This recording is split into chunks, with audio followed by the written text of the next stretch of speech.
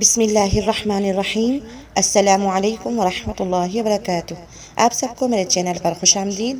آج کی ویڈیو میں صلاۃ التسبیح کی نماز کے بارے میں بتایا جائے گا۔ صلاۃ التسبیح کی فضیلت، صلاۃ التسبیح کا مکمل طریقہ بتایا جائے گا۔ تو ایسے ہی مزید ویڈیوز دیکھنے کے لیے اس چینل کو سبسکرائب کر لیجئے اور اس ویڈیو کو ضرور آگے شیئر کیجئے۔ سب سے پہلے اگر نماز کی بات کی جائے تو نماز دین کا ستون ہے۔ سب سے پہلے حساب کتاب نماز کا ہی ہوگا۔ اسی طرح نفلی نمازوں کا بہت بڑا درجہ ہے۔ ہمارے نبی کریم صلی اللہ علیہ وسلم نے فرمایا کہ اللہ عز و جل فرماتے ہیں کہ میرے بندے برابر نفلی عبادت کے ذریعے میرا قرب تلاش کرتے رہتے ہیں، حتیٰ کہ میں ان کے کان بن جاتا ہوں جس سے وہ سنتا ہے، ان کی آنکھیں بن جاتا ہوں جن سے وہ دیکھتا ہے، ان کے ہاتھ بن جاتا ہوں جن سے وہ کام کرتا ہے، ان کے پاؤں بن جاتا ہوں جن سے وہ چلتا ہے۔ تو نوافل کو دین میں بہت بڑی اہمیت ہے۔ تو صلاۃ التسبیح 4 رکعت کی نماز ہوتی ہے۔ اس کی فضیلت یہ ارشاد فرمائی ہے کہ اس کے پڑھنے سے سارے چھوٹے بڑے گناہ معاف ہو جاتے ہیں۔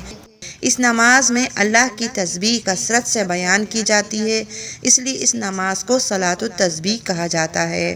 یہ نماز آپ صلی اللہ علیہ وسلم نے اپنے چچا حضرت عباس رضی اللہ تعالیٰ عنہ کو تحفہ بطور ہدیہ سکھائی اور اس کی فضیلت ارشاد فرمائی کہ اس نماز کو روز پڑھیں، یا ہفتے میں ایک بار پڑھیں، یا مہینے میں ایک بار، یا سال میں ایک بار، یا پوری زندگی میں ایک بار تو ضرور پڑھ لیں۔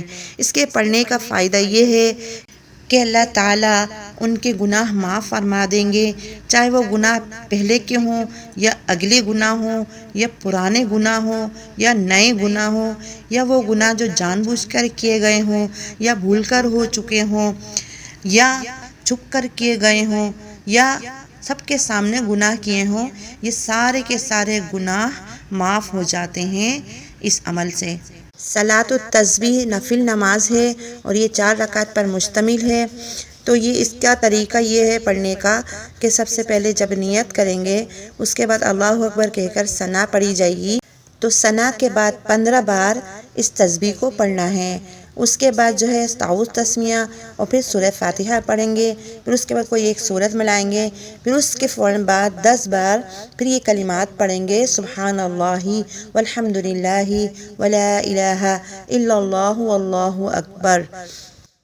پھر رکوع میں سبحان ربی العظیم کے بعد 10 بار یہ تسبیح پڑھنی ہے، سبحان اللہ والحمد للہ ولا الہ الا اللہ واللہ اکبر۔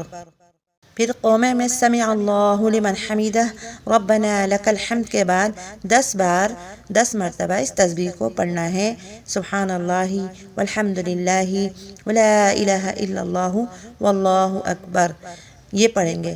پھر سجدے میں جائیں گے اور سجدے میں سبحان ربی الاعلیٰ کے بعد 10 مرتبہ پھر اس تسبیح کو پڑھیں گے، سبحان اللہ والحمد للہ ولا الہ الا اللہ واللہ اکبر۔ پھر سجدے سے اٹھ کر جلسے میں 2 سجدے کے درمیان کو جلسہ کہتے ہیں، جلسے میں 10 مرتبہ پھر اسی طرح اس تسبیح کو پڑھنا ہے، سبحان اللہ والحمد للہ ولا الہ الا اللہ واللہ اکبر۔ پھر دوسرے سجدے میں سبحان ربی الاعلیٰ کے بعد 10 مرتبہ اسی تسبیح کو پڑھیں گے۔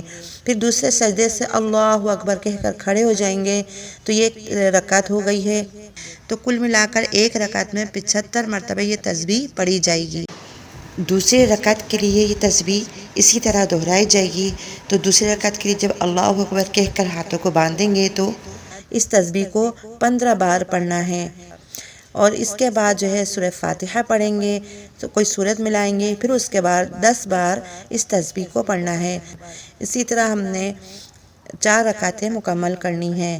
تو ہر رکعت میں یہ تسبیح 75 مرتبہ پڑھی جائے گی، یعنی 1 رکعت میں اس تسبیح کو 75 مرتبہ پڑھنا ہے، اور کل 4 رکعتوں میں یہ 300 مرتبہ یہ تسبیح پڑھی جائے گی۔ ایک مسئلہ اور ذہن نشین کر لیں کہ جب اتحیات کے لیے بیٹھیں گے تو اس میں یہ تسبیح نہیں پڑھی جائے گی، تو اس بات کو یاد رکھیں۔ اس نماز کے پڑھنے کا وقت وہی ہے جو عام نفلی نمازیں ادا کرنے کا وقت ہے، یعنی مکروہ اوقات کے علاوہ جس وقت چاہے یہ نماز پڑھی جا سکتی ہے۔